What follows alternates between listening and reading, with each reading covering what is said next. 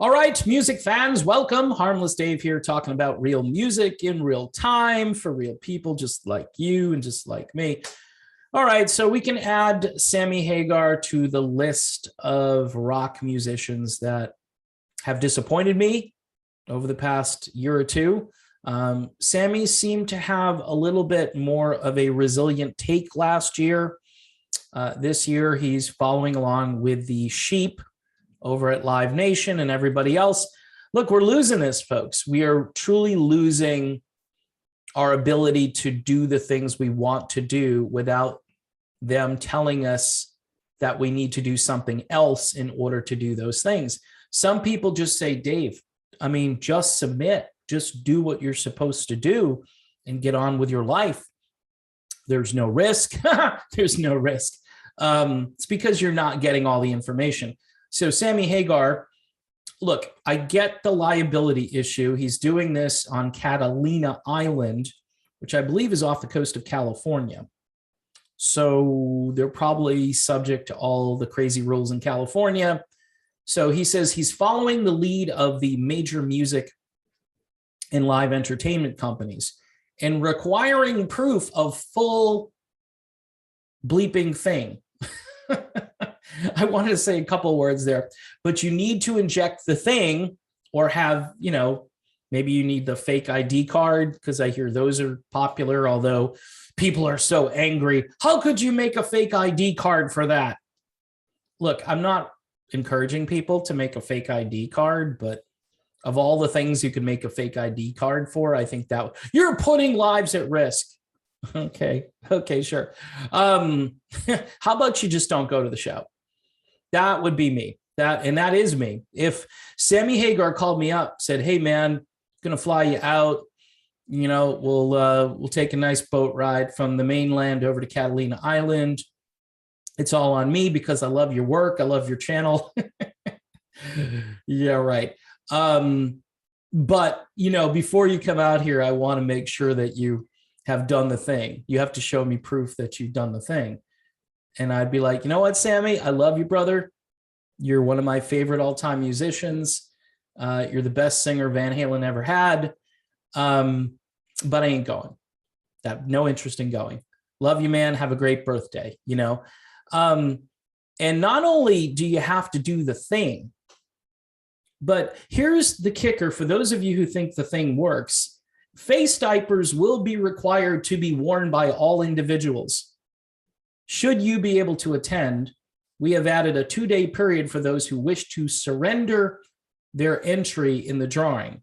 He's having a drawing where he's going to upgrade the tickets. I don't know if he's doing it for those who, decide to get the thing while they're there. So not only do you have to have proof of you, see, this is what makes this completely maddening for a critically thinking person, not even critically thinking, just like barely above like the mean IQ, right? Maybe below the mean IQ score, that you think to yourself, okay, I went and did the thing. So why do I have to have this thing around my face? I did the thing. So what was the purpose of doing this? Because they used to say, well, this will help you. Now they've kind of moved the goalpost over to this will help alleviate your symptoms. Maybe, maybe you might not wind up in the ER. Okay, great. But you still have to do all of the other things. You haven't really done anything for me. I want to go to these shows. And I thought Sammy, based on his rhetoric last year, was all about freedom and people being able to do what they used to do. At one point, he said something like, I'm willing to just go out there and do shows and take the risk. And he got absolutely excoriated by everybody in the media and has since backed off that position, apparently. I don't know. Aren't you supposed to drink a lot of tequila at a Sammy Hagar show? But you have to wear the thing. Do you get to take it off while you're drinking tequila? Or do you have to find a way to kind of get it through? This is why I wouldn't go, because it's not going to be enjoyable. Yes, I want to hear some great music. And by the way, the performers on stage, my guess is they're not going to be wearing the thing, but yet they're going to be spewing aerosol particles everywhere. And those particles are very, very small. And if you think the diaper is protecting you, it doesn't make any sense, people. This is madness, okay?